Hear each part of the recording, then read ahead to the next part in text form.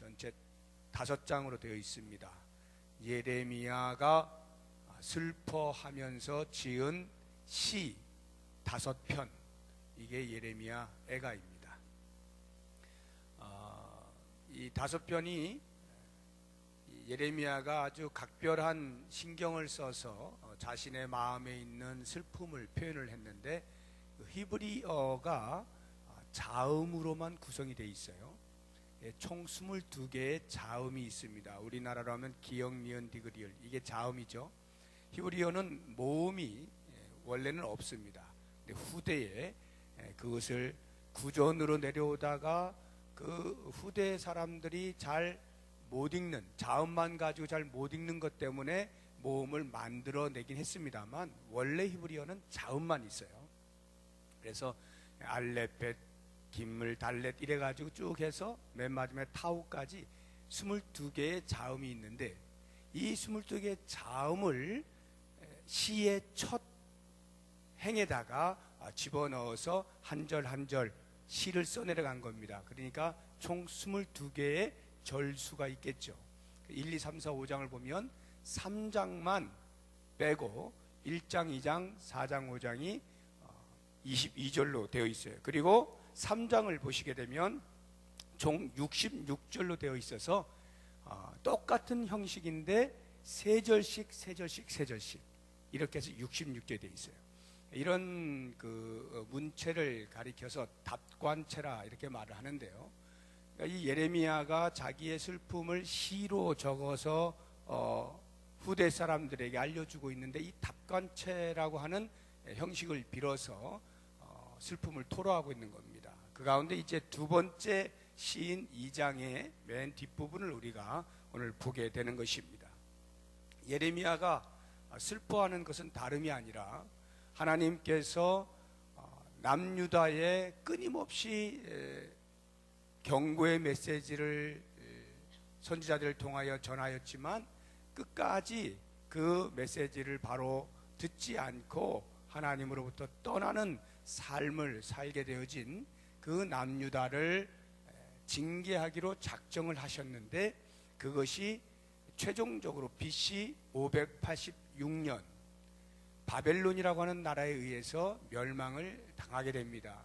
그 멸망당하는 하나님의 심판, 징계를 두 눈으로 똑똑히 본 예레미야가 그 현장을 눈으로 보면서 가슴으로 느끼게 되어진 것들을, 그 슬픔을 써내려간 것이 이 예레미야 애가인 것입니다.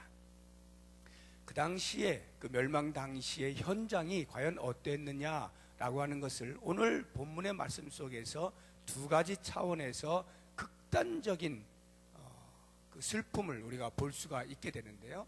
첫 번째는 사회윤리적 차원에서 우리가 한번 보도록 하고, 두 번째는 종교적 차원에서 한번 보도록 하겠습니다. 오늘 말씀 20절을 보시게 되면 20절 앞부분이 사회윤리적 차원에서의 당시의 그 비극적인 현장을 보여주고 있고, 뒷부분이 종교적 차원에서의 비극적인 현장을 보여주고 있습니다. 먼저 앞부분을 보시죠. 여호와여 보시옵소서, 주께서 누구에게 이같이 행하셨는지요. 여인들이 어찌 자기 열매 곧 그들이 낳은 아이들을 먹으오며.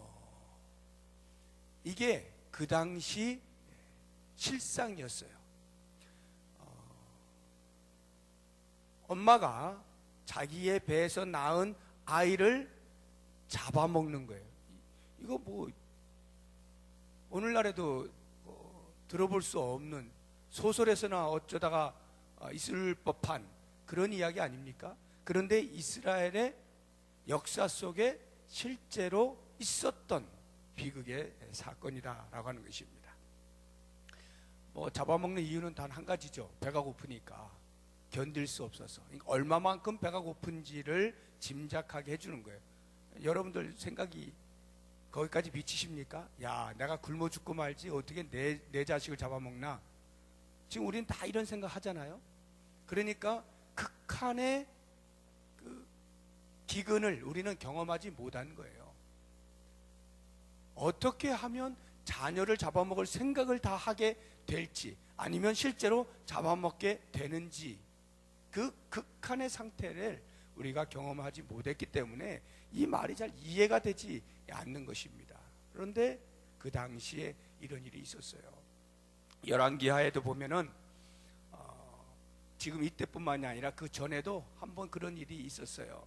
북이스라엘에서 있었던 일인데, 아람왕 베나닷이 북이스라엘을 쳐들어왔습니다. 그 당시에 그 여호아스 왕이 성에 갇혀가지고 그 갇혀있는 백성들이 어떻게 지내는가 어슬렁어슬렁 거리는데, 한 여인이 왕을 불러 세웁니다. 왕이요, 왕이요, 내 말 좀 들어주십시오. 그리고는 그 여인이 하는 말이 뭐냐 하면, 지금 우리가 먹을 게 없어가지고 견디다 못해서 서로 약속을 했습니다. 그래서 오늘 네 자녀를 잡아먹으면 내일은 내 자녀 잡아먹자, 이렇게 서로 약속을 하고 자기 자녀를 내어주어서 먹었는데, 그 다음날 되니까 이 자녀가 이 사람이 발뺌을 하더라는 거야. 그래가지고 어떻게 이럴 수가 있습니까? 이런 걸 가지고 왕에게 컴플레인을 하는 거예요. 불평을 하는 거예요. 판단을 해달라는 거예요. 상상이 안 가는 그런 일이죠. 그게 지금 이 바벨론에 의해서 멸망을 당하는 그 현장 속에서 똑같이 일어나게 된 겁니다. 바벨론이 3차에 걸쳐서 이스라엘을 공격을 해요. BC 605년, BC 597년, 그리고 최종적으로 BC 586년에 멸망을 당할 때, 이 3차 공격을 할 때 공격하자마자 그날 무너뜨린 게 아니에요. 그들이 쭉 성을, 예루살렘 성을 포위를 하고 자그마치 1년 6개월 18개월 동안을 포위하고 있었던 거예요. 그러니까 BC 588년부터 시작을 해가지고 18개월이 지나서야 비로소 항복을 받아내고 완전히 멸망시킨 거거든요. 그럼 그 사이를 한번 생각해 보세요. 포위가 돼가지고 그 성 안에 아무리 먹을 게 많아도 그 성 사람들이 1년 6개월 어떻게 버티냐고요. 그러니까 더 이상 먹을 게 없어지니까 자녀를 잡아먹을 생각을 하게 되는 이런 비참한 현실이 그들 가운데 있었던 것이죠. 종교적으로는 어떠한 비극이 있었는가 하면, 그 뒷부분을 보시면 20절, 제사장들과 선지자들이 어찌 주의 성소에서 죽임을 당하오리이까. 제사장들과 선지자들이 주의 성소에서 죽임을 당하고 있는 거예요. 이게 무슨 말이냐면, 제사장 하면은 성소에서 하나님과 인간 사이를 화해시킬 목적으로 제사를 드리는 사람이잖아요. 선지자라 하면 성소에서 하나님의 뜻이 무엇인지를 받아서 백성들에게 전달해 주는 사람이잖아요. 그러니까 하나님의 손에 의해서 쓰임받고 있는 사람들이에요. 종교 지도자들이죠. 그런데 이 종교 지도자들이 죽임을 당하는 거예요. 어디에서요? 성소에서.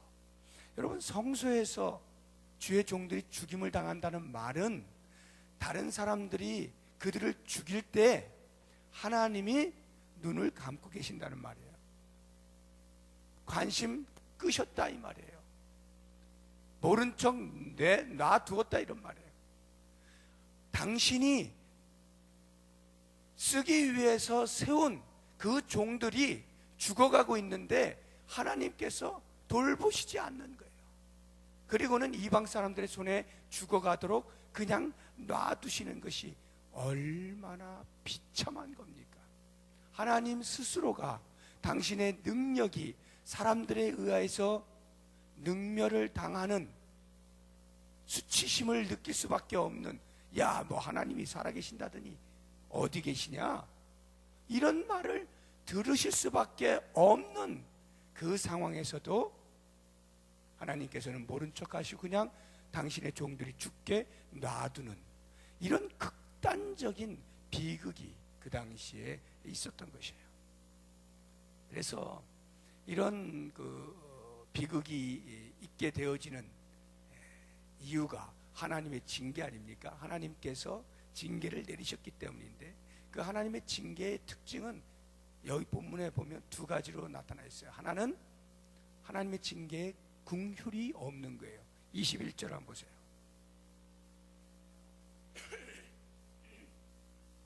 21절 늙은이와 젊은이가 다 길바닥에 엎드려져 싸우며 내 처녀들과 내 청년들이 칼에 쓰러졌나이다. 주께서 주의 진노의 날에 징계하시는 그날에 죽이시되 긍휼히 여기지 아니하시고 도륙하셨나이다. 하나님이 긍휼을 베풀지 않으셔요. 도륙을 하셨대요. 여러분, 도륙이라고 하는 말은요, 사람에게 쓰는 말이 아니에요. 원래가 짐승에게 쓰는 거죠. 그러니까 도살장에 가면 도살하는 사람이 있잖아요. 그 사람이 짐승을 도살하는 것, 그게 도륙이거든요. 우리 옛날 말로 하면 백정, 짐승 잡아 죽이는 백정. 그 한번 생각해 보세요. 백정이 소를 죽이든지 뭐 양을 죽이든지 염소를 죽이든지 죽인다라고 할 때 도살장에서 그 짐승의 눈을 볼 수 있을까요? 짐승의 눈을 이렇게 같이 보고 그리고 죽인가요? 눈 보면 못 죽여요. 불쌍한 마음이 생기면 못 죽이는 거잖아요. 그러니까 이 도살하는 사람은 앞뒤 사정 보지 않는 겁니다. 그냥 생물체라고 생각하지 않는 거죠. 뭐 그냥 이 나무 토막 그냥 자르듯이 그냥 목을 자르는 거예요. 이게 도륙이에요. 그런데 하나님께서 징계를 내리시는데 남녀노소를 막론하고 도륙을 해버리시는 거예요. 자비가 없어요. 긍휼이 없어요. 이것은 하나님께서 그 어떤 누구보다도 사랑이 많으시고 긍휼에 풍성하시고 자비하신 분이신데 그분이 도무지 자비와 긍휼을 보이지 아니하신 그 정도의 징계라 이 말이에요. 그리고 또 하나가 22절을 보시면 주께서 내 두려운 일들을 사방에서 부르시기를 절기 때 무리를 부름같이 하셨나이다. 여호와께서 진노하시는 날에는 피하거나 남은 자가 없나이다. 하나님께 징계하실 때 피하는 자가 없어요. 피할 수가 없다 이 말이에요. 피할 수가 없어요. 모두가 다 죽어요. 남녀노소 다 죽어요. 아무리 힘이 있고 도망칠 수 있을 것 같은 젊은이도 하나님의 징계 앞에서는 꼼짝을 못하고 다 죽어가는 거예요. 철저하게 하나님께서 각 사람의 행위대로 보응하시는 것을 볼 수가 있습니다. 자, 이와 같은 징계의 때에 예레미야가 그것을 자기의 두 눈으로 똑똑히 보고 있는 거예요. 그렇게 백성들을 향해서 하나님의 경고의 메시지를 수도 없이 전하였는데 그 말을 계속하여 외면하다가 결국은 하나님의 징계를 받게 될 때 그것을 보고 있는 예레미야의 가슴이 찢어지는 거죠. 그리고는 그 예레미야가 그들에게 외치는 거예요. 기도하라, 부르짖으라. 우리는 오직 기도하는 것만이 살 길이다. 이렇게 외치는 것입니다. 여러분, 기도하는 것이 살 길이라고 외칠 수 있는 것은 감사한 거예요. 기회가 있다는 말이에요. 기회가 있어요. 마지막 하나님의 징계, 하나님의 심판, 그때에는 기회가 없잖아요. 다시 돌아설 기회가 없어요. 그런데 감사하게도 이 이스라엘 백성들은 그것이 그 당시가 마지막은 아니었어요. 하나님은 징계하시면서도 기회를 주시는 거예요. 예레미야를 통해서 기도할 것을 촉구하게 만드신 거죠. 그러면 그런 상황에서 기도한다는 게 뭘 기도하겠습니까? 우리의 허물과 죄악을 돌아보고 그것을 회개하는 기도를 하겠죠. 그리고 지금 이렇게 도륙당하고 있는 우리의 형제 자매들이 막 죽어가고 있는 이러한 현장에서 하나님, 이 도륙하는 현장을 좀 살펴주시고 하나님의 긍휼과 자비를 베풀어 주십시오. 구원에 대한 간구의 기도를 드리겠죠.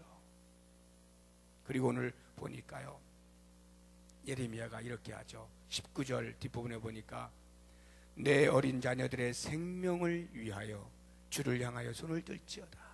어린 자녀들의 생명을 위하여 기도하라는 거예요. 즉 중보의 기도를 올려라, 이렇게 촉구를 하고 있는 거거든요. 우리가 하나님의 징계를 받을 때 우리가 할 수 있는 것들입니다. 그런데 이런 회개나 구원의 간구나 중보의 기도를 할 때 과연 어떻게 기도하느냐, 어떠한 마음의 자세로 기도하느냐 하는 것이 중요한데, 그것이 오늘 18절, 19절 두 절의 말씀 속에 5가지로 똑같은 말을 다른 뉘앙스로 5번 반복하여서 이렇게 기도하라 말씀하고 있어요. 한번 보시죠. 18절입니다. 그들의 마음이 주를 향하여 부르짖기를 딸 시온의 성벽아, 첫 번째, 너는 밤낮으로 눈물을 강처럼 흘릴지어다. 눈물을 강처럼 흘려라. 통곡하라는 거죠. 나의 잘못이 무엇인지, 우리 민족의 잘못이 무엇인지 하나하나 빠짐없이 살펴서 그것을 놓고 하나님 앞에 바르게 살지 못한 내 심령을 찢어가면서 눈물이 강처럼 흐르도록 통곡을 하라는 거죠. 저는 지난 주일 오후 예배 때 우리 박 장로님께서 간증하실 때 사람의 몸에 눈물과 콧물이 그렇게 많은 줄 몰랐다 그러잖아요. 그게 정상적으로 자신의 죄를 깨닫게 되고 하나님 앞에서 그 죄에 대하여 가슴을 치게 되면 자연스럽게 나오는 게 눈물이고 콧물이에요. 정신없이 하염없이 흐르는 것이 눈물이고 콧물인데, 예레미야가 지금 외치는 거예요. 그렇게 너희의 눈물이 강이 되도록 통곡하라, 이렇게 기도하는 거예요. 두 번째로 어떻게 표현하고 있습니까? 스스로 쉬지 말고 내 눈동자를 쉬게 하지 말지어다. 눈동자를 쉬게 한다는 게 무슨 말이에요? 눈동자가 쉰다는 말은 기도하기를 멈춘다, 이런 말이에요. 눈물 흘리기를 멈춘다, 이 말이에요. 지금 그럴 때가 아니라는 거죠. 하나님의 징계로부터 벗어나기 위하여 철저하게 자기 자신을 쳐서 회개의 기도를 할 때, 통곡을 할 때 눈이 쉴 사이가 없이 계속적으로 밤낮으로 그렇게 기도하라 라고 하는 것입니다. 19절 보세요. 초저녁에 일어나 부르짖을지어다.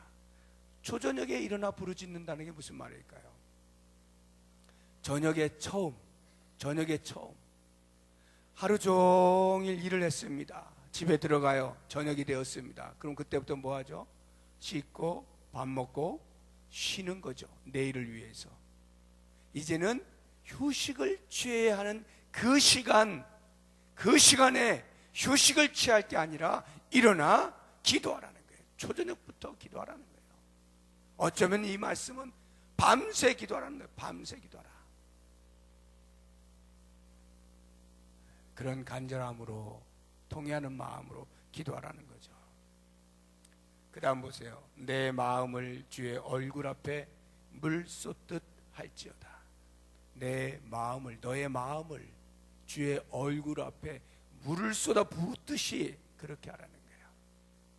내 속사람의 이 속사정을 하나님 앞에 남김없이 솔직하게 그대로 다 드러내라, 이 말이죠.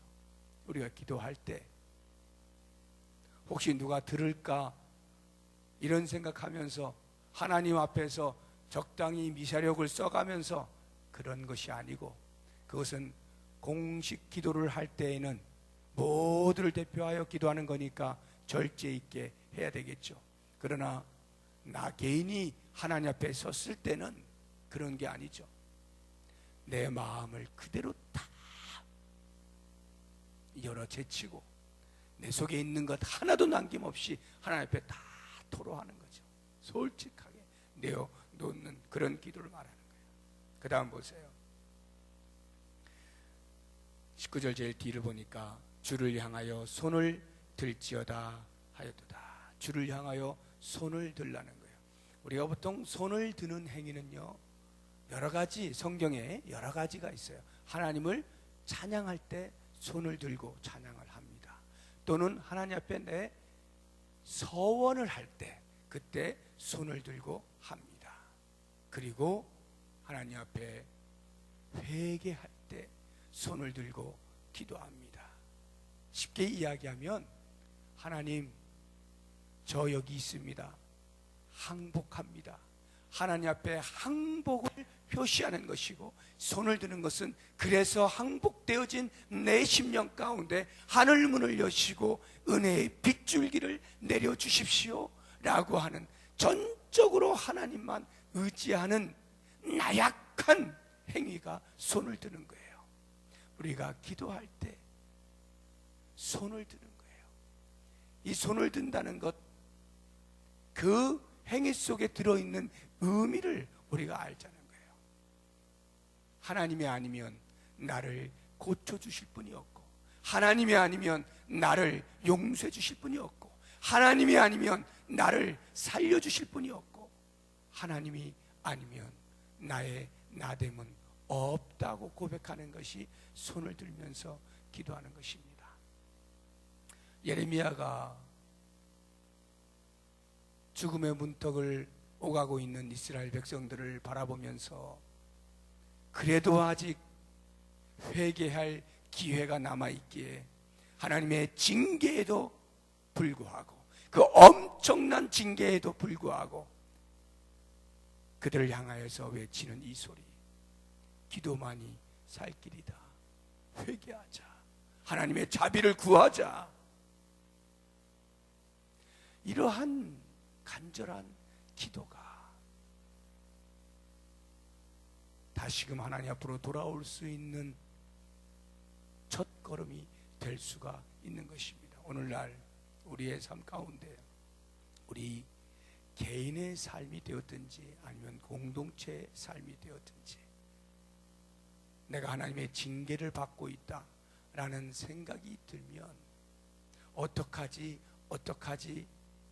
하지 말고 하나님 앞에 나와서 기도를 하는데요, 우리의 눈에서 눈동자가 쉼 없이 눈물이 강같이 흐르도록, 밤새워서 기도해도 부족할 만큼 가슴을 찢고